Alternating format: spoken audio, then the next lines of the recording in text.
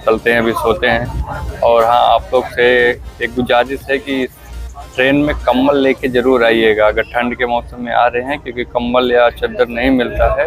अगर आप घर से नहीं ला रहे हैं तो ठंड लगेगा, क्योंकि अभी देखो मैं नहीं लाया हूँ तो मुझे ठंड लग रहा है। मेरे साथ जो और आगे पीछे लोग हैं उधर, वो सब लेके आए हैं घर से, और वो सब उसको कवर कर रखे हैं अपने आप को, तो जिससे कि ठंड नहीं लग रहा। चलिए फ्रेंड्स, मिलते हैं फिर मॉर्निंग में, तब तक के लिए गुड नाइट। फ्रेंड्स, अभी हम पहुंच गए हैं आनंद विहार रेलवे स्टेशन पे। सभी लोग अपना पैकिंग कर रहे हैं, निकल रहे हैं।